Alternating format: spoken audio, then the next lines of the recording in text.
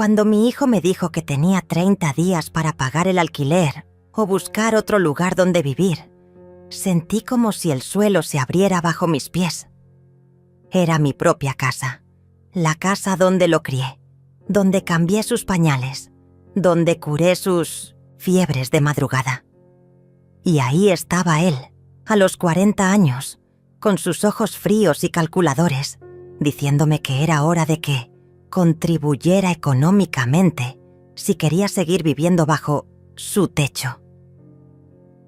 Matías sostenía un contrato de alquiler, con mi nombre ya escrito, como si todo hubiera sido planeado desde hace mucho tiempo.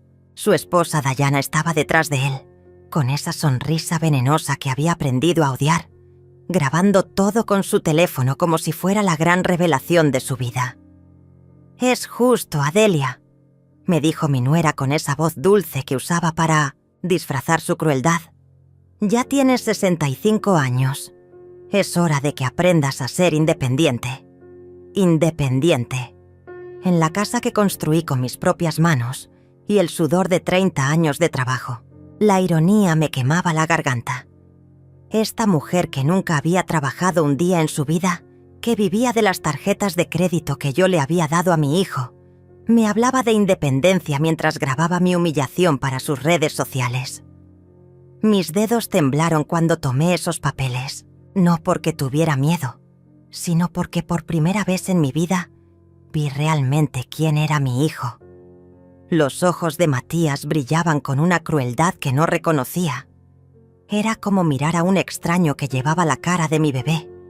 Ese bebé que había mecido durante noches enteras cuando tenía cólicos, que había llevado al hospital cuando se rompió el brazo jugando fútbol, que había abrazado cuando su padre murió. $500 mensuales, más servicios, dijo Matías leyendo el contrato como si fuera un negocio cualquiera. Es un precio justo para una mujer de tu edad. Podrías estar en un hogar geriátrico pagando mucho más. Dayana se rió por lo bajo, ese sonido que me recordaba a las hienas que había visto en los documentales. Mi propia nuera encontraba divertido verme sufrir. Pero ellos no sabían lo que yo sabía. No sabían que cuando le doné esta casa hace 5 años, incluí una pequeña cláusula que solo mi abogado Valentín y yo conocíamos. Una cláusula de reversión por ingratidón que podía activar en cualquier momento si él me demostraba falta de respeto o me trataba mal. Matías acababa de firmar su propia sentencia de muerte financiera y ni siquiera lo sabía. «Necesito tiempo para pensarlo», les dije con una voz que salió más firme de lo que esperaba. Dayana rodó los ojos y suspiró exageradamente, como si fuera una adolescente caprichosa en lugar de una mujer de 35 años. «No hay nada que pensar, Adelia. O pagas o te vas. Así de simple». La forma en que pronunció mi nombre, con ese desprecio apenas disimulado, me hizo apretar los puños. Matías se acercó más y por un momento pensé que podría ver algo del niño que había sido en sus ojos. Pero no había nada, solo ambición y frialdad. «Mamá, no hagas esto más difícil de lo que tiene que ser. Dayana y yo queremos expandir la familia. Necesitamos el espacio. Y tú... bueno, tú ya has vivido tu vida. Ya has vivido tu vida». Como si a los 65 años fuera un mueble viejo que había que tirar. Como si los sacrificios que había hecho por él, las noches sin dormir trabajando para pagarle la universidad, los años que había invertido en construir esta casa, no significaran nada. Pero yo sí lo sabía. Y mientras él hablaba de fechas, límite y pagos mensuales, yo ya estaba pensando en cómo iba a disfrutar viendo su cara cuando descubriera que había perdido todo. Porque esta guerra no había empezado ese día. Había empezado mucho antes, con pequeños gestos, pequeñas humillaciones que creí que podía ignorar. Pero ya no más. La cláusula de reversión estaba esperando, y yo estaba lista para usarla. Debería haber notado las señales mucho antes. 3 meses atrás, todo parecía normal cuando Matías vino al almorzar un domingo como siempre hacía. El sol entraba por las cortinas de encaje que había cosido yo misma. La mesa estaba puesta, con el mantel bordado que había sido de mi madre, y el aroma del guiso de pollo llenaba toda la cocina. Era uno de esos momentos que atesoraba cuando mi hijo se sentaba en la misma silla donde había desayunado durante toda su infancia. Pero ese día algo era diferente. Matías tenía los ojos inquietos, mirando hacia todos lados como si estuviera evaluando algo. Dayana había llegado con él, cosa que no era usual los domingos, y llevaba un vestido nuevo que probablemente costaba más que mi pensión de 2 meses. Se sentó a la mesa como si le perteneciera, tocando los platos, examinando los cubiertos de plata que había heredado de mi abuela. «¡Qué linda vajilla, Adelia!», me dijo con esa sonrisa que ahora entiendo que era pura falsedad. «Debe valer una fortuna. ¿Es antigua?». Sus dedos acariciaban el borde del plato como si ya fuera suyo. Debía haber prestado atención a esa codicia en sus ojos, a la forma en que calculaba el valor de cada cosa que tocaba. Matías estaba callado, más de lo normal. Apenas probó mi guiso, ese que siempre le había encantado desde niño. Cuando le pregunté si todo estaba bien, me dijo que tenían muchas cosas en la cabeza. Dayana lo tranquilizó con una caricia en la mano que me pareció extrañamente posesiva. «No te preocupes por nosotros, Adelia. Estamos planeando el futuro». El futuro. Esa palabra me quedó resonando en la cabeza durante días. Después del almuerzo, mientras yo lavaba los platos, los escuché hablando en susurros en la sala. No pude entender todo, pero alcancé a oír fragmentos que me helaron la sangre. «Cuando sea nuestro, ella no se va a oponer. Es lo mejor para todos». La semana siguiente, Dayana empezó a venir más seguido, siempre con excusas perfectas, que quería aprender mis recetas, que necesitaba un lugar tranquilo para trabajar en su computadora, que le gustaba pasar tiempo conmigo. Mentira tras mentira envueltas en sonrisas dulces. Ahora entiendo que estaba haciendo inventario, catalogando todo lo que había en mi casa como si ya fuera suya. Me pidió que le mostrara el ático, donde guardaba las cosas de mi esposo. Debe ser doloroso tener todas esas memorias ahí arriba, Adelia. Tal vez sea tiempo de deshacerte de algunas cosas. Su voz era suave, comprensiva, pero sus ojos brillaban con una avidez que me incomodaba. Cuando subimos, tocó cada caja, cada objeto, preguntando por su historia, su valor. «Esta máquina de escribir es preciosa», dijo acariciando la Olimpia que había usado mi marido para escribir sus poemas. «¿Todavía funciona? Las antiguas están muy cotizadas ahora». No era curiosidad, lo que veía en su cara. Era cálculo. Estaba tasando mi vida, pieza por pieza. Los domingos siguientes, la rutina cambió. Matías llegaba con carpetas, papeles, hablaba de inversiones y planificación financiera. «Mamá, a tu edad deberías estar pensando en simplificar tu vida», me decía mientras Dayana asentía con la cabeza como una marioneta. «Mantener una casa tan grande es mucho trabajo. Y caro, caro». Como si no hubiera pagado cada clavo, cada gota de pintura con mi propio esfuerzo. Como si esta casa no fuera el fruto de décadas de sacrificio. Pero yo asentía, fingía escuchar sus consejos, mientras por dentro algo se iba endureciendo como el cemento. Una tarde, encontré a Dayana midiendo las habitaciones con una cinta métrica. «Solo curiosidad», me dijo riéndose nerviosamente cuando la descubrí. «Matías y yo estamos pensando en remodelar nuestra casa y quería ver cuánto espacio hay aquí para comparar». Otra mentira. Ahora sé que ya estaban planificando cómo dividir M.I. espacio para sus planes. La gota que colmó el vaso fue hace un mes. Llegaron con una mujer extraña, una inmobiliaria que se presentó como amiga de la familia. Caminó por toda mi casa, tomando fotos, midiendo, evaluando. «¡Qué propiedad tan hermosa!», decía mientras yo la seguía como una sombra en mi propia casa. En esta zona, una casa así debe valer una fortuna. Cuando le pregunté a Matías qué significaba todo eso, me mintió en la cara. Solo estamos actualizando el seguro, mamá. Es importante tener todo en orden. Pero yo había visto la tarjeta de esa mujer.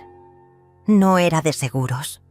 Era de una inmobiliaria especializada en propiedades de lujo.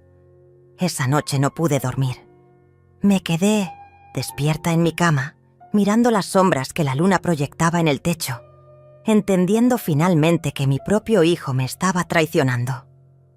Que todo ese tiempo, mientras yo cocinaba para él, mientras le lavaba la ropa, mientras le daba dinero, cuando lo necesitaba, él estaba planeando quitarme todo. Pero ellos no sabían que yo también sabía planificar. Y mi plan iba a ser perfecto. La verdad me golpeó como un puño en el estómago cuando encontré el grupo de WhatsApp. Había dejado mi teléfono en la mesa de la cocina y cuando volví, estaba sonando con notificaciones. Matías había olvidado cerrar la conversación en Slezmasjärv, mi teléfono. El mismo teléfono que él había configurado para mí hace unos meses, diciéndome que era más fácil así.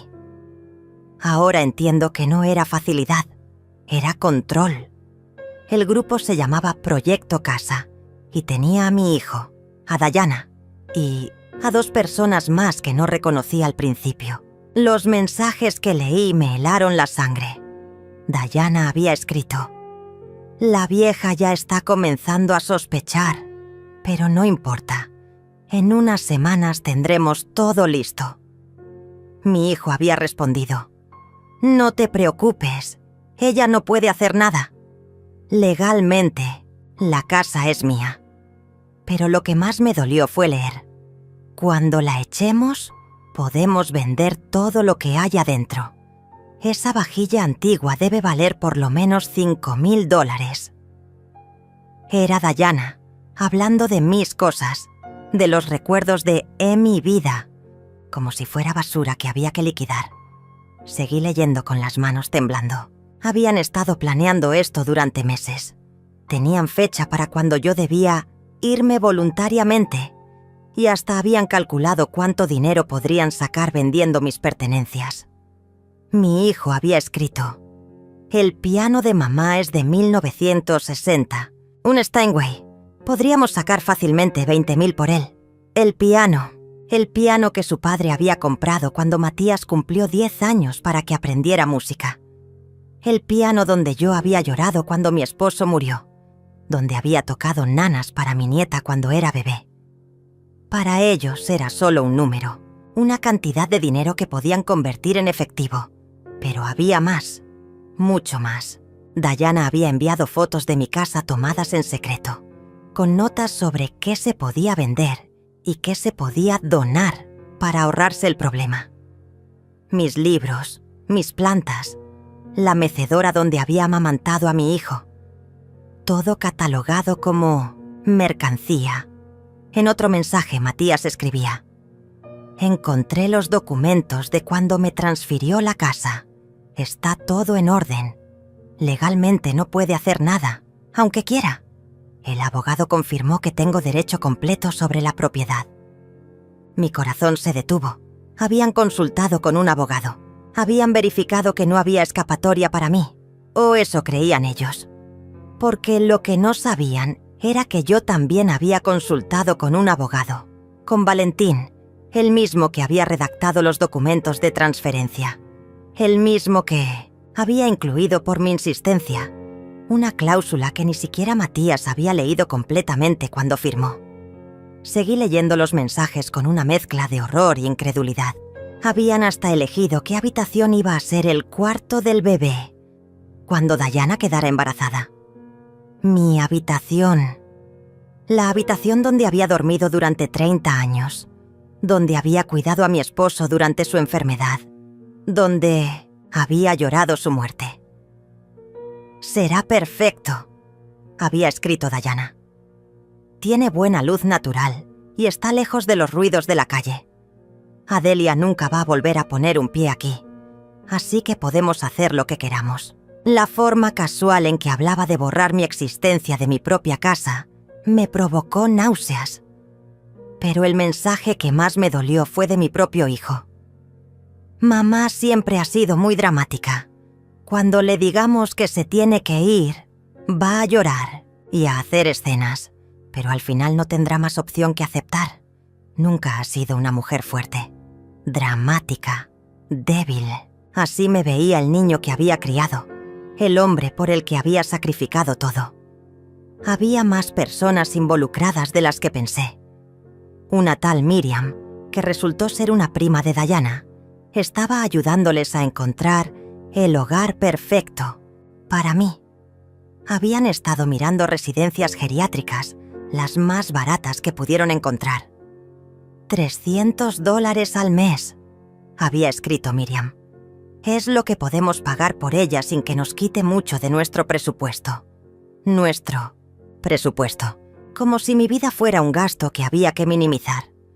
Pero lo que finalmente me convenció de que no había vuelta atrás fue leer sus planes para el día de la conversación.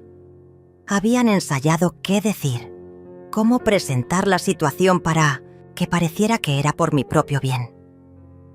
Diana había escrito: «Tenemos que hacer que parezca que es idea de ella. Si se siente culpable por estorbarnos, será más fácil que acepte irse. Estorbarnos». Esa era la palabra que usaban para describir mi presencia en mi propia casa. Tomé capturas de pantalla de todos los mensajes, cada uno, cada plan malicioso, cada cálculo cruel, cada desprecio dirigido hacia mí. Los guardé en una carpeta que llamé Evidencia, porque sabía que los iba a necesitar. Durante los días siguientes, seguí actuando como si no supiera nada. Cocinaba para ellos cuando venían. Sonreía cuando Diana me decía lo joven que me veía.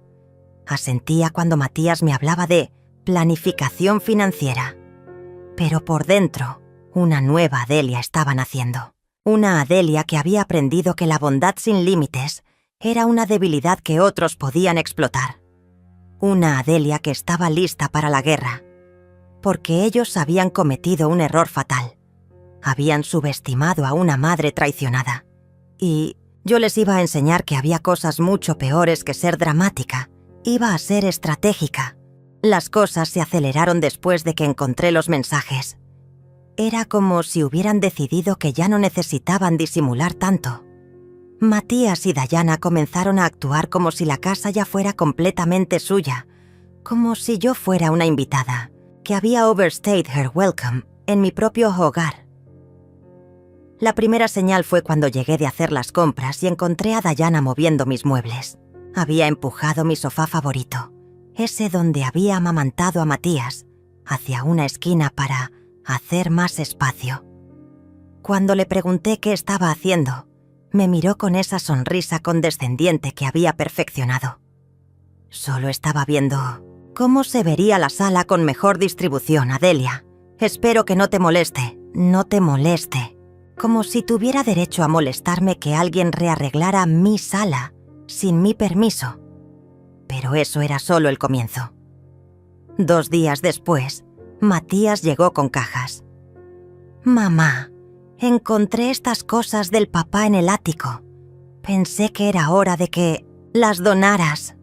Ya han estado ahí arriba demasiado tiempo». Mis manos temblaron cuando vi lo que había en las cajas. Las camisas de mi esposo, sus libros, el reloj que le había regalado cuando se jubiló. Cosas que yo no había tocado porque todavía dolía demasiado, pero que tampoco estaba lista para regalar. «No estoy lista», le dije tratando de mantener la voz firme. Matías suspiró como si fuera una niña caprichosa. «Mamá, aferrarse al pasado no es saludable. Papá ya no está. Estas cosas solo te causan tristeza». Diana asintió desde atrás, grabando nuevamente con su teléfono. «Es verdad, Adelia. Hay gente que realmente necesita estas cosas. Es egoísta tenerlas guardadas. Egoísta. Por querer conservar los recuerdos de mi esposo fallecido. Pero yo sabía que no era compasión, Lo que los motivaba era espacio. Necesitaban vaciar el ático para sus propios planes.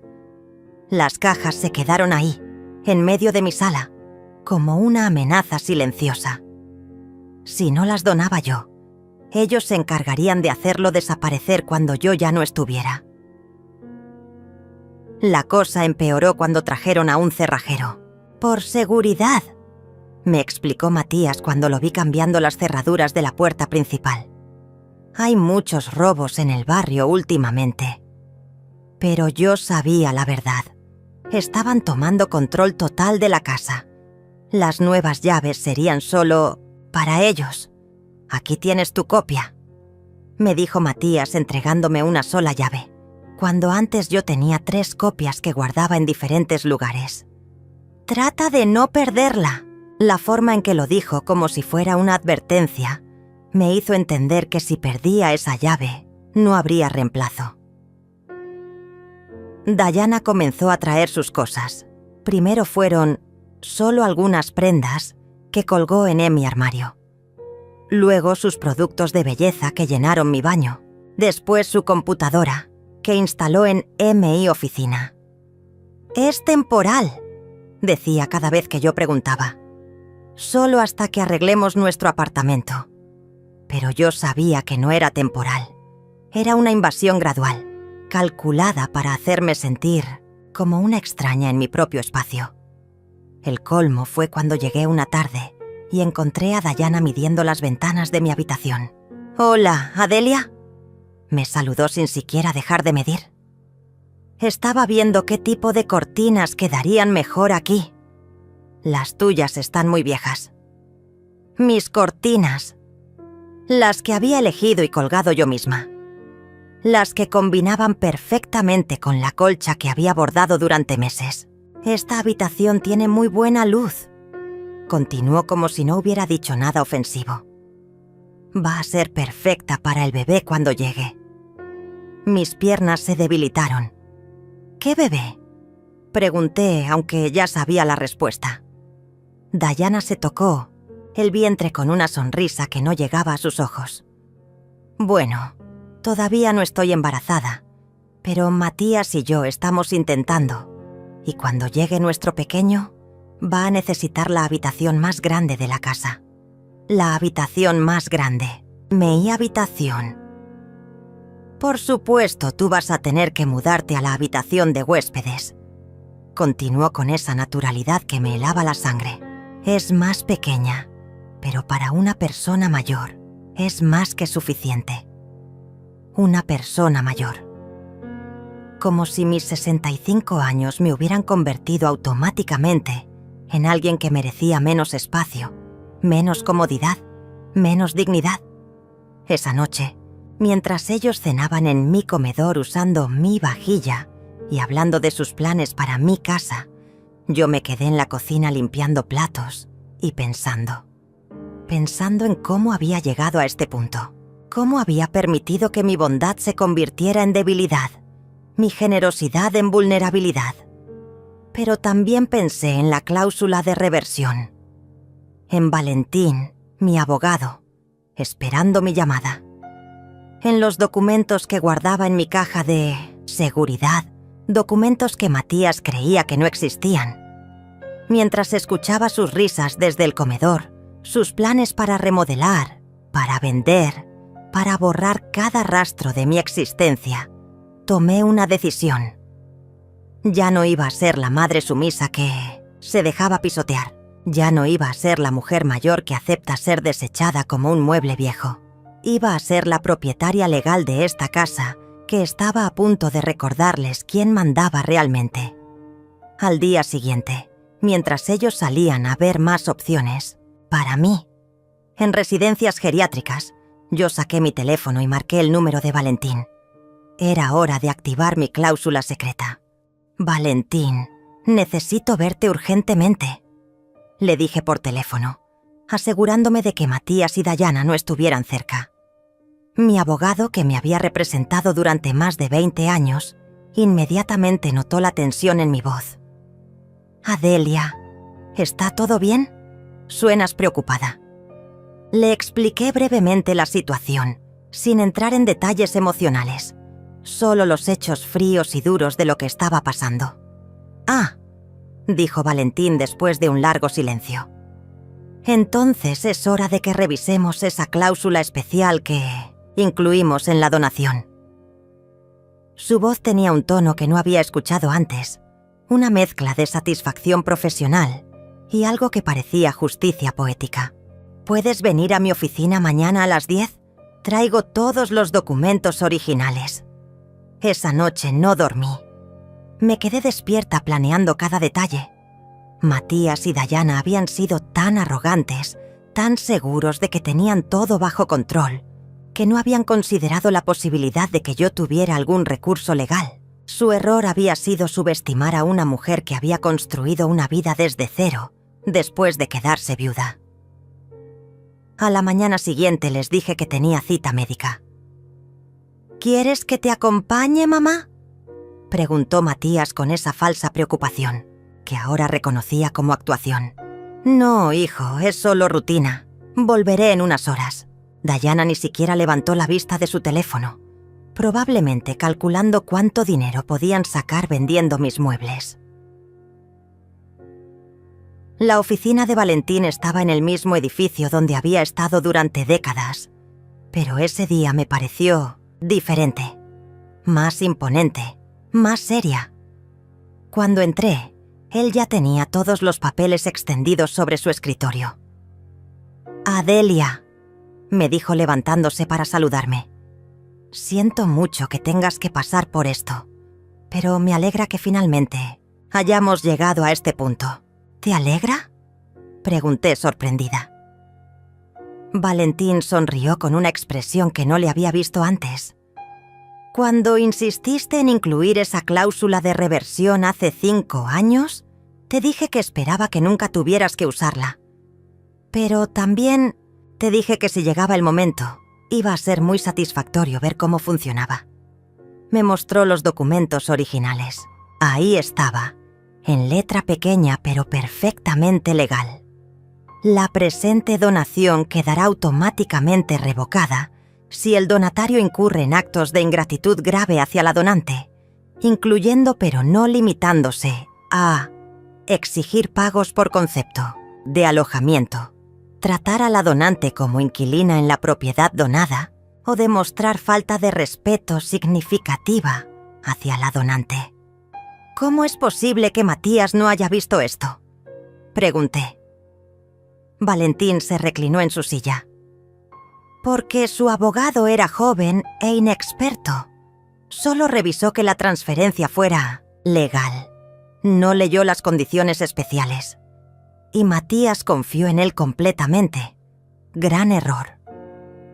«¿Qué necesito hacer?», pregunté, sintiendo por primera vez en semanas que tenía algo de control sobre mi situación.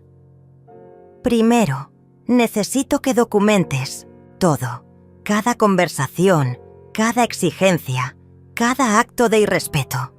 ¿Tienes pruebas?». Saqué mi teléfono y le mostré las capturas de pantalla del grupo de WhatsApp, las fotos que había tomado de las cajas con las cosas de mi esposo, los videos que Dayana había subido a sus redes sociales mostrando su nueva casa. Los ojos de Valentín brillaron mientras revisaba cada evidencia. «Esto es oro puro, Adelia. Con esto, no solo podemos activar la cláusula de reversión, sino que podemos demostrar que fue premeditado, que ellos planearon deliberadamente sacar ventaja de tu generosidad». «¿Cuánto tiempo tomará?», pregunté. «Con esta evidencia puedo tener los papeles listos en 3 días, pero te sugiero que esperemos hasta que ellos den el siguiente paso, que te entreguen formalmente ese contrato de alquiler que mencionaste. Así tendremos el acto de ingratitud documentado oficialmente». Me explicó el proceso. Una vez que activáramos la cláusula, la donación quedaría automáticamente anulada. La casa volvería a ser legalmente mía, y Matías perdería todos los derechos sobre ella. «¿Y si se niegan a irse?», pregunté. «Entonces será desalojo por ocupación ilegal de propiedad privada, con orden judicial si es necesario». Salí de la oficina de Valentín sintiéndome como una mujer nueva. Por primera vez en meses, caminaba con la cabeza en alto. Tenía un plan, tenía herramientas legales, tenía poder. Ya no era la víctima indefensa que ellos creían que era. Cuando llegué a casa, Matías y Dayana estaban en la sala viendo televisión, mi televisión, en mi sala, como si fueran los dueños. «¿Cómo te fue en el médico, mamá?», preguntó Matías sin apartar la vista de la pantalla. «Muy bien», respondí con una sonrisa que ellos interpretaron como debilidad, pero que en realidad era anticipación. «Todo está perfectamente bien». Esa noche, mientras ellos dormían en mi casa, yo me quedé despierta finalizando mi estrategia. Revisé cada documento que Valentín me había dado, cada paso del proceso legal que estaba por comenzar. Me sentí como un general preparando la batalla final. Pero lo más satisfactorio fue imaginar sus caras cuando se dieran cuenta de que habían perdido todo. Cuando descubrieran que la vieja dramática y débil, que tanto despreciaban, había sido más astuta que ellos desde el principio. Porque yo había construido esta trampa hace 5 años, y ellos habían caminado directamente hacia ella. Los siguientes días fueron los más extraños de mi vida. Tenía que actuar como si nada hubiera cambiado, como si siguiera siendo la mujer derrotada que ellos creían que era, mientras por dentro hervía de anticipación. Cada sonrisa falsa de Dayana, cada comentario condescendiente de Matías, cada plan que hacían para mi futuro, solo alimentaba mi determinación. Valentín me había aconsejado documentar todo hasta el último momento. Necesitamos que el acto de ingratitud sea tan claro que ningún juez pueda cuestionarlo, me había dicho, así que comencé a grabar conversaciones discretamente, a tomar fotos de cómo movían mis cosas sin permiso, a guardar cada mensaje cruel que intercambiaban. La oportunidad perfecta llegó 3 días después. Matías y Dayana habían salido, temprano, supuestamente a ver opciones de vivienda para mí. Pero yo sabía que en realidad estaban en la inmobiliaria, calculando cuánto podrían pedir por mi casa una vez que me echaran. Lo supe porque olvidaron cerrar una página web en la computadora. Propiedades en venta, zona residencial premium. Mientras esperaba su regreso, Valentín me llamó. «Adelia, tengo noticias. He estado revisando el historial de la propiedad. Y resulta que Matías ya consultó con un agente inmobiliario sobre vender la casa. Tengo los documentos». Mi corazón se aceleró. No solo me querían echar, ya estaban planeando vender mi hogar. Eso cambia todo, continuó Valentín. Ahora no solo es ingratitud, es un intento de lucrar con tu generosidad. Esto fortalece enormemente nuestro caso. Cuando colgué, me senté en mi mecedora, la misma donde había arrullado a mi hijo cuando era bebé, y sentí una mezcla de tristeza y determinación que nunca había experimentado. Matías y Dayana regresaron al atardecer, más arrogantes que nunca. Venían cargados de folletos de residencias geriátricas y con una sonrisa que me hizo entender que habían tomado una decisión final sobre mi destino.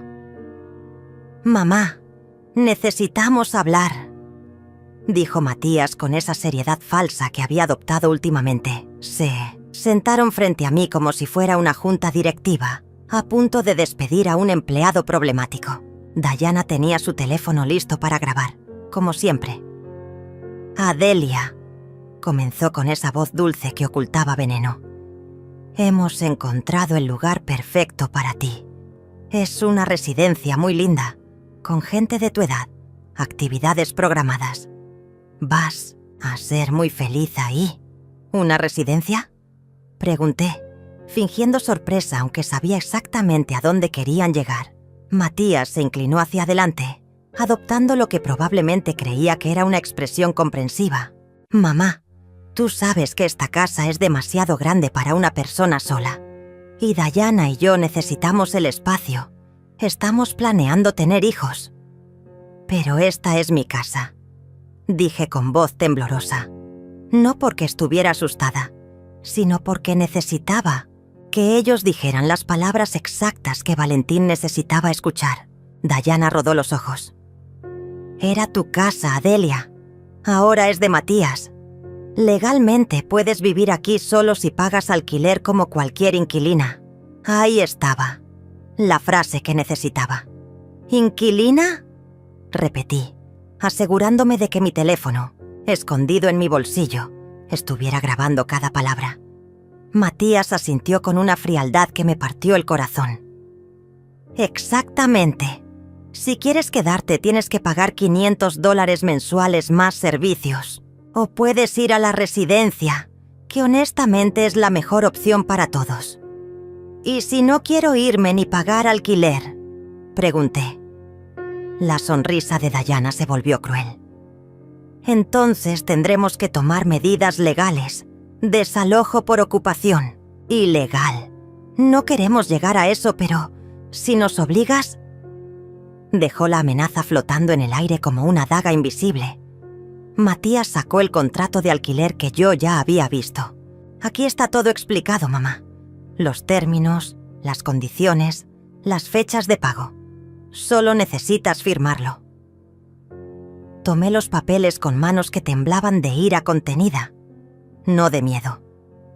Leí cada línea, cada cláusula humillante que me convertía en una extraña en mi propia casa. ¿Y si no firmo?, pregunté una vez más. Diana suspiró exageradamente. Ya te dijimos, Adelia. Tendríamos que echarte legalmente. No queremos hacer eso, pero esta casa ahora es nuestra y tenemos derecho a decidir quién vive aquí. Perfecto. Tenía todo lo que necesitaba. Necesito tiempo para pensarlo, les dije finalmente. Matías se impacientó. ¿Tiempo para qué, mamá? Es simple. O pagas alquiler o te vas. No hay nada que pensar. Pero yo insistí.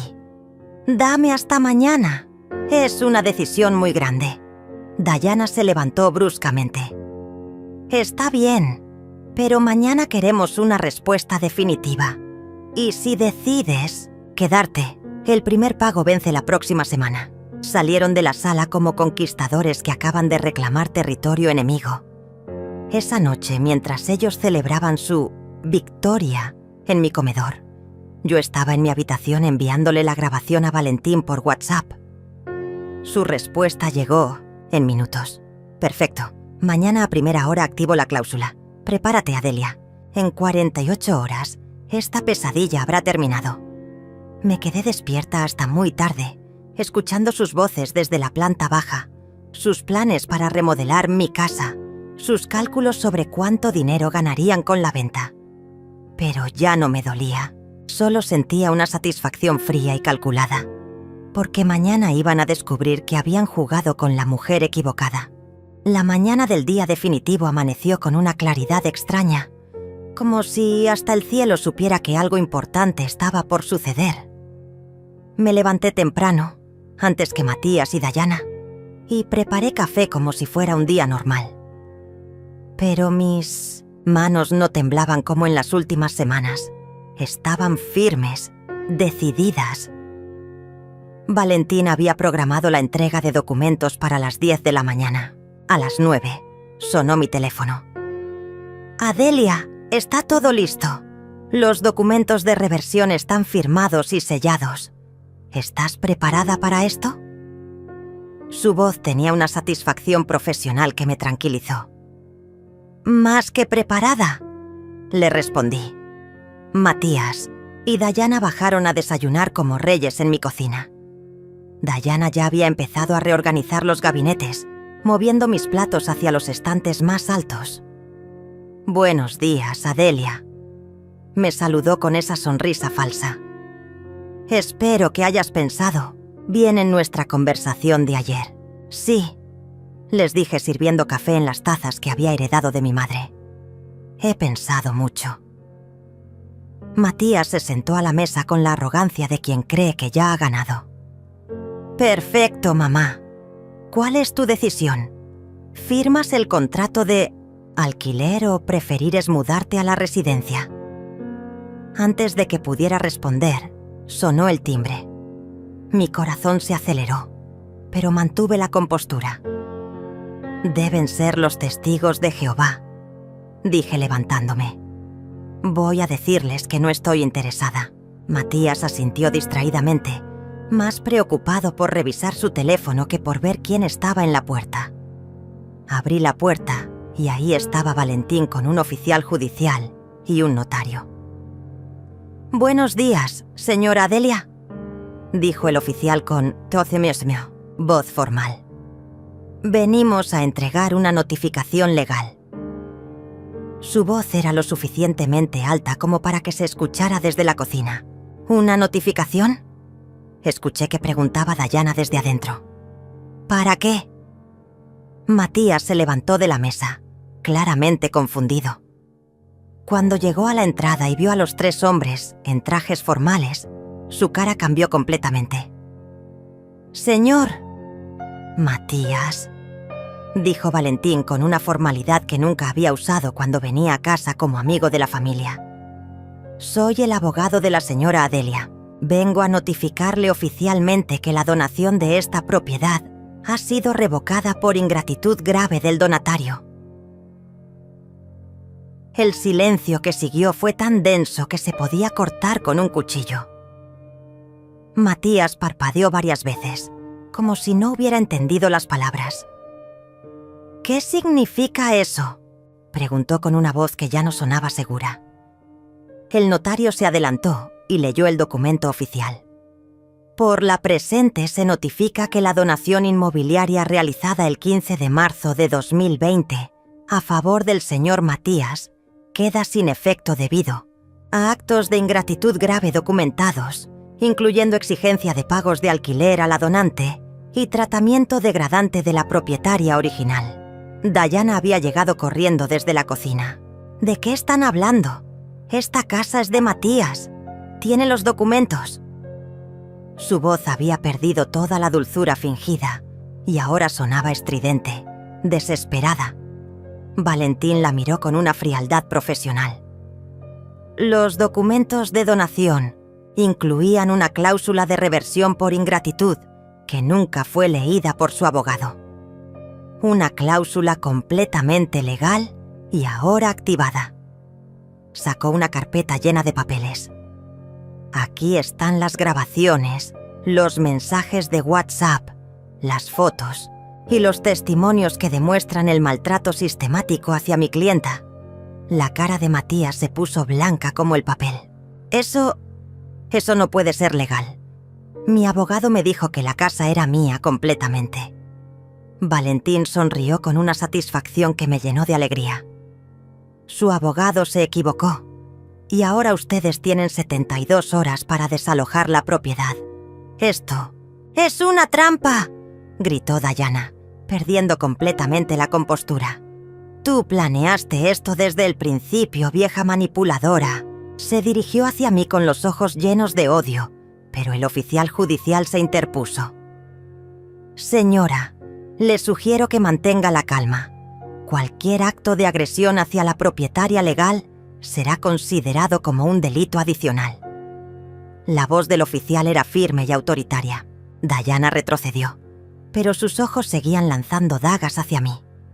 Matías se sentó pesadamente en el sofá, con la cabeza entre las manos. «No puede ser», murmuró una y otra vez. «Trabajamos tanto en los planes, la inmobiliaria, los cálculos». Cada palabra que decía solo confirmaba lo que ya sabíamos. Habían estado planeando lucrarse con mi casa. «¿Los cálculos?», preguntó Valentín con interés fingido. «¿Se refiere a los planes de venta de la propiedad que encontré en los registros inmobiliarios? Porque eso también constituye un agravante en el caso». El mundo de Matías se estaba desmoronando frente a sus ojos, y por primera vez en meses, yo me sentí completamente en control. «Hijo, le dije con una voz más firme de la que había usado en mucho tiempo. Tenías razón en una cosa. Es hora de que alguien aprenda a ser independiente. Pero no soy yo. El oficial judicial continuó leyendo la notificación. Se les conceden 72 horas para retirar todas sus pertenencias personales. Cualquier objeto que permanezca en la propiedad después de ese plazo será considerado abandono de bienes. Diana explotó. Esto no se va a quedar así. Vamos a apelar. Vamos a demostrar que esto es ilegal. Pero Valentín ya tenía respuesta para eso. Pueden intentarlo, pero con la evidencia que tenemos, incluyendo sus propias grabaciones en redes sociales, cualquier apelación sería desestimada inmediatamente. Fue entonces cuando Matías me miró directamente a los ojos por primera vez, en todo el proceso. Y lo que vi ahí no fue arrepentimiento, fue rabia pura. ¿Cómo pudiste hacernos esto?, me preguntó con una voz cargada de resentimiento. Somos tu familia. Esa fue la gota que colmó el vaso. Familia, repetí con una amargura que había estado conteniendo durante meses. Una familia no convierte a su madre en inquilina de su propia casa. Una familia no planea vender los recuerdos de su madre muerta. Una familia no graba videos humillando a quien les dio la vida. Los documentos estaban firmados. La notificación estaba entregada. Mi casa era oficialmente mía otra vez, y ellos tenían 3 días para desaparecer de mi vida. Los 3 días que siguieron fueron los más tensos y dramáticos de toda esta pesadilla. Matías y Diana no se fueron callados. Se quedaron en la casa como ocupas furiosos, gritando, amenazando, tratando desesperadamente de encontrar una salida legal que no existía. La primera noche después de la notificación, no pegué ojo. Escuchaba sus voces desde la habitación de huéspedes, donde se habían encerrado, hablando por teléfono con abogados, con familiares, con cualquiera que pudiera ayudarlos a revertir lo que ellos llamaban esta injusticia. Diana lloraba histéricamente, entre llamada y llamada, pero yo sabía que no eran lágrimas de arrepentimiento, eran lágrimas de rabia por haber perdido el botín que creían seguro. Al día siguiente, Matías intentó el chantaje emocional. Llegó a la cocina donde yo estaba desayunando tranquilamente y se sentó frente a mí con ojos llorosos. Mamá, por favor, tiene que haber otra forma de resolver esto. Soy tu hijo. ¿Realmente me vas a echar a la calle? Su voz temblaba, pero yo ya conocía todas sus actuaciones. Matías, le dije sin levantar la vista de mi taza de café. Cuando me dijiste que tenía 30 días para pagar alquiler o irme, ¿te preocupaste por dónde iba a vivir una mujer de 65 años? Se quedó callado. Cuando planearon vender mi piano, mis recuerdos, mis muebles, ¿pensaron que eso me rompería el corazón? Siguió en silencio. Ahora tienen 2 días más, continué, finalmente mirándolo a los ojos. Pueden usar ese tiempo para encontrar un lugar donde vivir, como cualquier adulto responsable. La frialdad en mi propia voz me sorprendió. Era como si hubiera encontrado a una nueva Adelia, una que había aprendido a protegerse. Diana optó por la guerra sucia. Comenzó a publicar videos en sus redes sociales contando su versión de la historia. Una madre cruel echa a su hijo a la calle, decía llorando frente a la cámara. Usó una trampa legal para quitarnos nuestro hogar. Sus seguidores, que no conocían la verdad, comenzaron a comentar llamándome monstruo, bruja, madre desnaturalizada. Pero Valentín ya había previsto esto. Tenemos todo documentado, Adelia. Si ella quiere jugar con redes sociales, podemos mostrar los mensajes donde planificaban echarte y vender tus cosas. Esa misma tarde, mi nieta Estefanía, que había estado viviendo con su otro abuelo durante todo este drama, apareció en mi puerta. «Abuela», me dijo con lágrimas en los ojos, «vi los videos de mamá en internet. pero también vi los mensajes que intercambiaron, los que no sabían que yo tenía acceso a la cuenta familiar. Mi corazón se detuvo. Estefanía tenía 17 años, suficiente edad para entender la traición, pero aún lo suficientemente joven para que le doliera profundamente. «¿Qué vas a hacer, mi amor?», le pregunté abrazándola. «Quedarme contigo», me respondió sin dudarlo. «No quiero vivir con gente que trata así a la persona que más amo en el mundo». En ese momento, Dayana bajó las escaleras y vio a su hija abrazándome. «Estefanía, vamos, recoge tus cosas. Nos vamos de esta casa de locos», le gritó a su hija. Pero Estefanía se separó de mí y enfrentó a su madre. «No, mamá, yo me quedo con la abuela. Ustedes son los que se van». La cara de Dayana se contorsionó de una manera que nunca había visto. «Eres menor de edad. Tienes que venir conmigo». Pero Estefanía ya había cumplido 17 y legalmente podía elegir dónde vivir. Ya hablé con el abuelo paterno. Él me ayudó a entender mis derechos. Puedo quedarme donde quiera. Esa fue la primera vez que vi a Dayana completamente derrotada. Había perdido la casa, había perdido el dinero que esperaba, y ahora perdía también a su hija. Su plan perfecto se había desmoronado completamente. El último día del plazo, llegaron los de la mudanza, pero no para llevarse sus cosas ordenadamente. Llegaron para sacar a rastras todo lo que Matías y Dayana se negaban a empacar. Valentín había conseguido una orden judicial de desalojo inmediato, después de que ellos se negaran a cumplir voluntariamente. Matías salió de la casa gritando amenazas. «Esto no se queda así. Voy a demostrar que eres una vieja manipuladora. Todo el mundo va a saber la clase de madre que eres». Pero sus palabras ya no me afectaban. Sonaban como los berrinches de un niño malcriado que no había conseguido lo que quería. Dayana fue más dramática. Se tiró al suelo del jardín delantero, llorando y gritando que era una injusticia, que yo había arruinado sus vidas, que sus hijos nunca conocerían a su abuela por mi culpa. Los vecinos salieron a mirar el espectáculo, pero en lugar de la compasión que ella esperaba, vi en sus caras una mezcla de curiosidad y desaprobación hacia ella.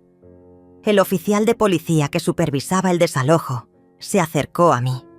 «Señora, ¿necesita una orden de restricción contra ellos?». Miré a mi hijo cargando sus maletas con rabia, a mi nuera todavía llorando en el césped, y negué con la cabeza.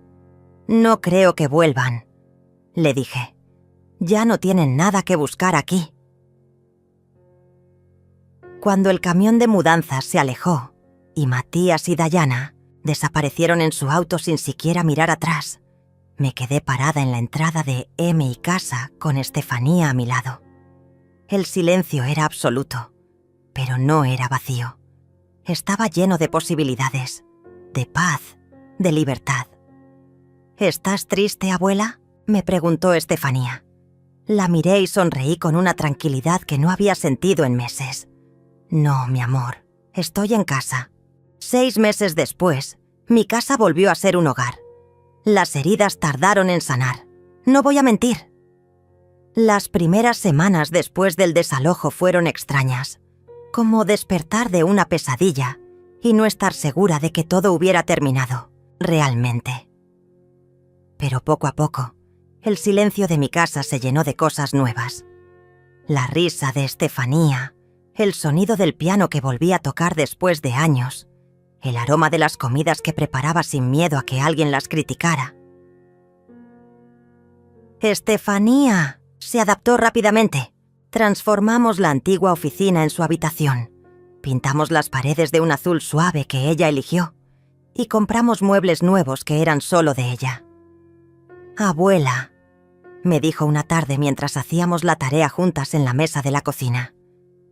«Nunca pensé que podía ser tan feliz viviendo sin ellos». Sus palabras me partieron y me sanaron el corazón al mismo tiempo.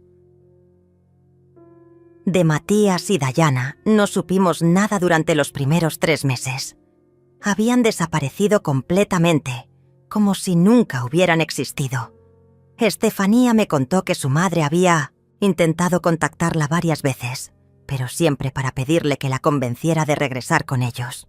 «Me da tristeza», me confesó una noche, «pero no puedo vivir con gente que me enseñó que el amor es condicional».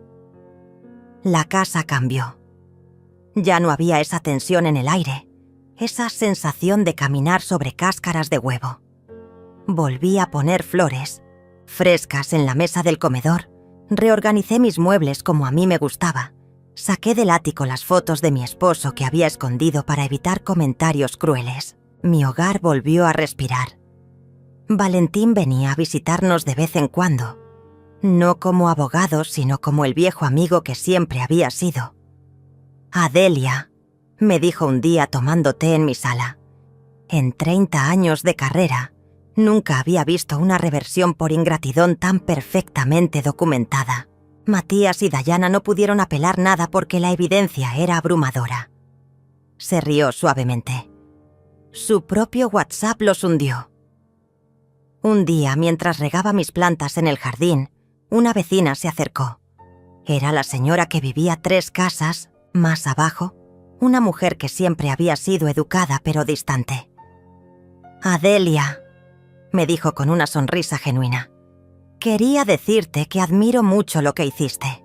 Muchas madres de nuestra edad no habrían tenido el valor de defenderse así».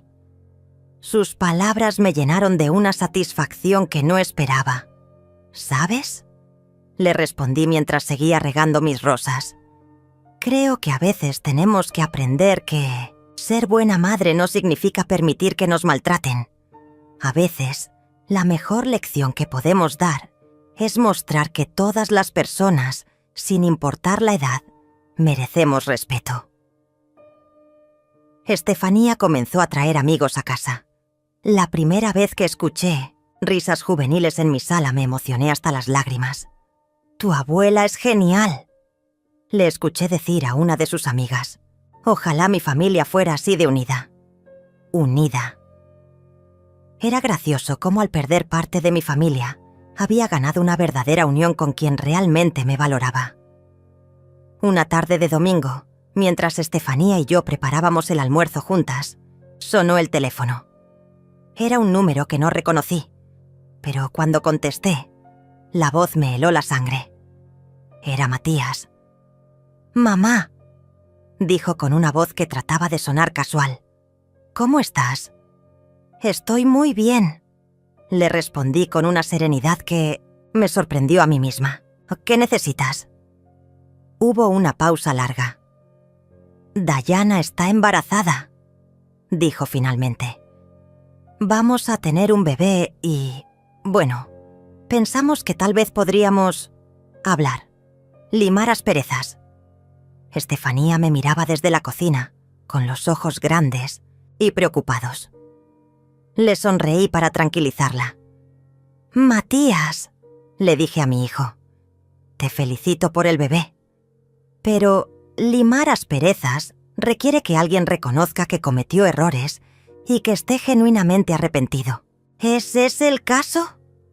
Otro silencio.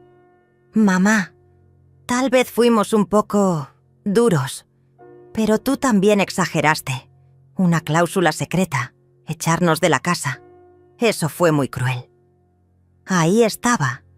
No había arrepentimiento real, solo conveniencia porque necesitaban ayuda económica para el bebé. «Matías», le dije con una firmeza que había tardado 65 años en encontrar. «Cuando ustedes me echaran de mi casa, ¿eso no era cruel? Cuando planearon vender los recuerdos de tu padre, ¿eso no era cruel? La cláusula no era secreta. Estaba en los documentos que tu abogado debió leer. Pero somos familia». Insistió con esa manipulación emocional que ya conocía tan bien. «Y la familia perdona». «Tienes razón», le respondí. «La familia perdona, pero también respeta. Y hasta que no aprendas la diferencia entre perdón y permitir que me maltraten, no tenemos nada de qué hablar». Colgué el teléfono con el corazón acelerado pero tranquilo. Estefanía se acercó y me abrazó. ¿Estás bien, abuela? Asentí, sintiéndome más fuerte que nunca. Sí, mi amor, estoy perfectamente bien. Esa noche, mientras Estefanía hacía tarea y yo bordaba en mi mecedora favorita, miré alrededor de mi sala. Todo estaba exactamente como me gustaba. Mis flores, mis fotos, mis muebles en su lugar. El piano brillaba en la esquina, esperando que tocara las melodías que tanto me relajaban. Me levanté y caminé hasta la ventana que daba al jardín. Las rosas que había plantado después del desalojo estaban floreciendo hermosamente. Eran nuevas, frescas, llenas de vida. Como yo. Había aprendido que a veces, para salvar una familia, hay que dejar ir a quienes la dañan. Había aprendido que el amor verdadero no se mendiga, se reconoce, y había aprendido que nunca es demasiado tarde para defenderse. Cerré las cortinas, apagué las luces y subí a mi habitación. Mi habitación en mi casa, donde dormía en paz sabiendo que al día siguiente me despertaría en el lugar donde pertenecía, donde siempre había pertenecido.